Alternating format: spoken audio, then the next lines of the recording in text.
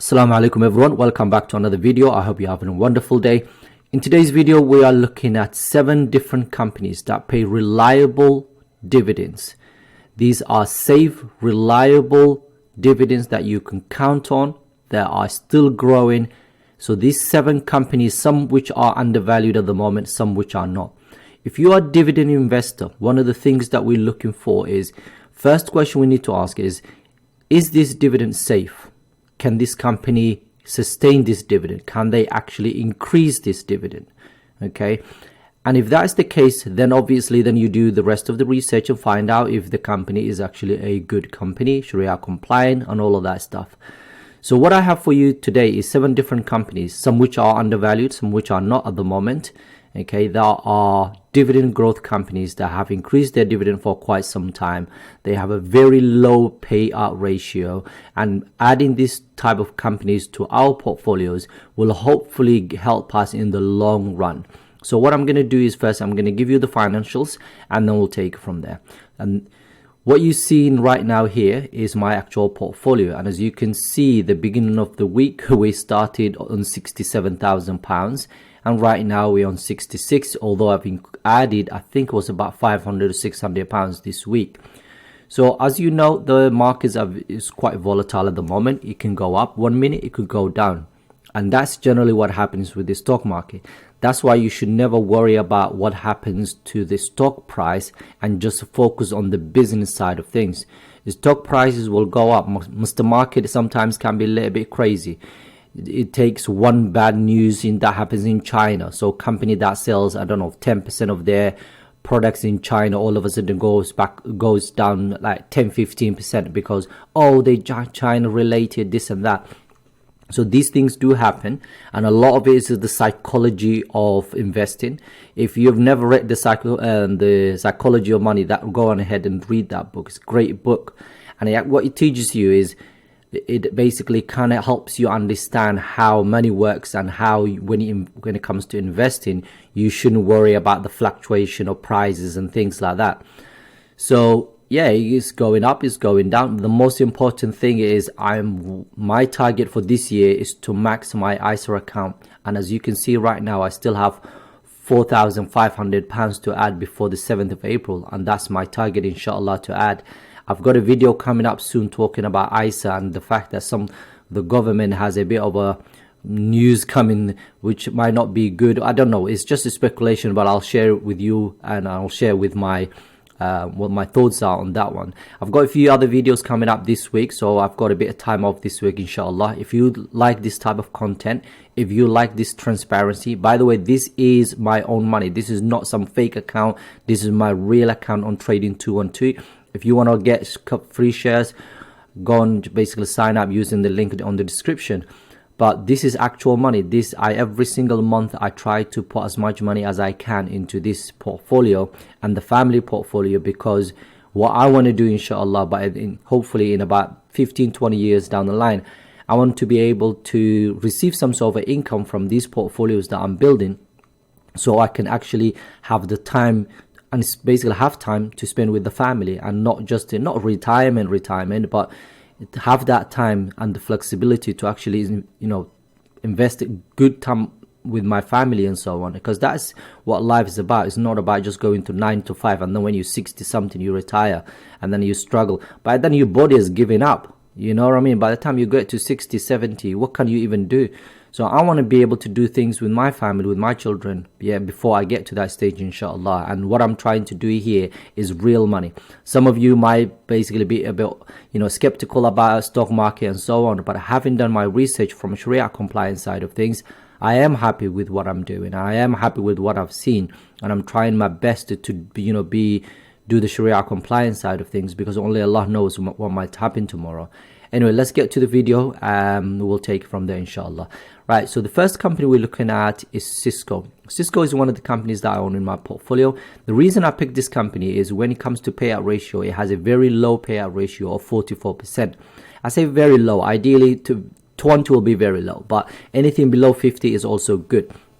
So they're not spending the entire net income, just paying dividends, right? So the company currently has $192 billion market cap. It has a wide economic moat, so that means they have a competitive, basically they are very competitive. They moat around their product, so not actually other companies can easily copy or take over. And they are innovating, even though other companies can do this switching, the routine and all of that stuff. This company provides the network side of things.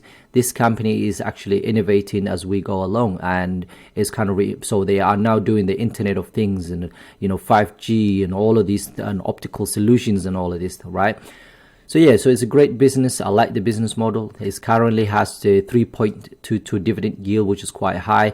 The latest increase wasn't great, but the 5-year growth rate is 6%, which is quite nice.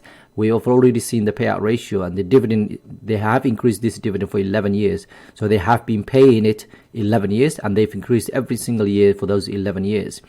Annual payout, you get $1.52.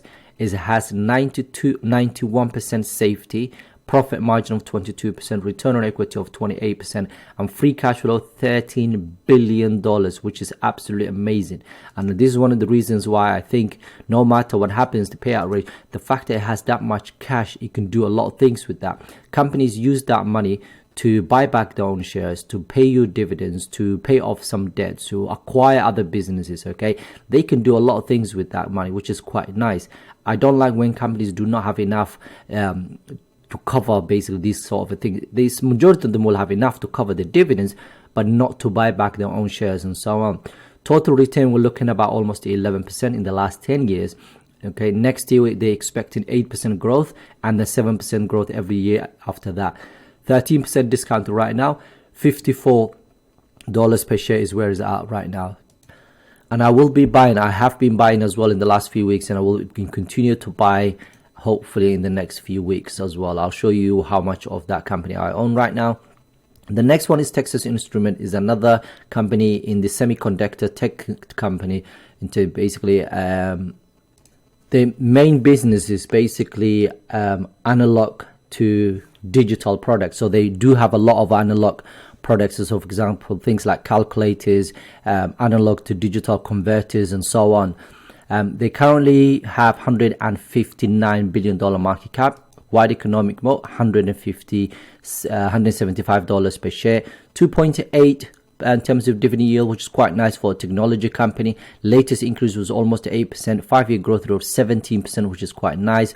48% payout ratio, which is not small, but at least is below 50%. Dividend streak of 19 years, and you will get almost $5 for every share of this company that you own. The safety is 90%, which is quite nice. Profit margin 42%, return on equity 61%, and free cash flow of almost $6 billion. If you had this company in the last 10 years, you would have made at least a 19% in total returns. Next year it's expected to grow by 11% and then 10% after that. Right now it's about 4% premium according to Morningstar. Okay, so $168 per share is where it should be. The next company we look at is UPS. This is the company that delivers parcels and so on. $160 billion market cap, wide economic moat, $185 per share. Over 3.5% dividend yield, which is quite nice. 6.6% growth last, just the latest one. 13% in the last last 5 years. And payout ratio looking at 43%, which is quite low. 13 years of increase in that dividend. You'll get $6.48 for every share of this company that you own. 69% safety, which is perfect. 61 and above is fine. Profit margin about 11%. Return on equity almost 70%. Free cash flow $10 billion. Total return in the last 10 years was about 10%. Next year they are expecting to grow about 7%. Then 4%, basically the next following 5 years.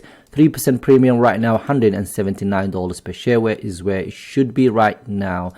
Okay, the next company we look at is J&J. I've spoken about J&J recently. It's a great company. I do own this company in my portfolio as well. $422 billion market cap. It has wide economic moat, $162 per share. Dividend yield just closer to 3%. Latest increase was 6.6. 5-year growth rate of 6%. Payout ratio 43%. They've increased this dividend for 60 years in a row. So this is one of the dividend kings. Payout ratio, the annual payout is $4.52. 99% safety. 90% profit margin, 24% return on equity, free cash flow of almost $18 billion. Total return in the last 10 years is about 10%. Next year, they expect a 4% growth, and then 4% after the following 5 years. It's discounted about 2% right now, according to Morningstar, and $164 per share is where this company is right now. The next company is the Tractor Supply. This company works with a lot of rural companies in the US. So anyone that's a farmer, basically lives in the rural areas, basically uses a product this company creates. So it's like a retailer for those rural areas. $25 billion market cap. It has a narrow economic mode, $233 per share, 1.58 dividend yield, 12% increase in the last year's, 12% latest increase, which is huge for this type of business. And then 29% in the last 5 years. So the 5-year growth rate is 29%. This is the highest that we've got in this list of stocks here. 34% only payout ratio, which is quite nice. Dividend streak is about 12. They've increased this dividend for 12 years in a row. Payout $4.12.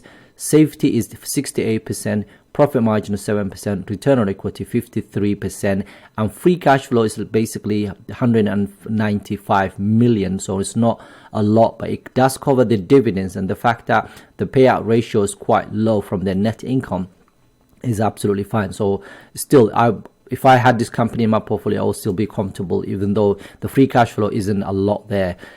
Total return in the last 10 years, we're looking about almost 17%. Next year, about 10%, and then 10% growth after that.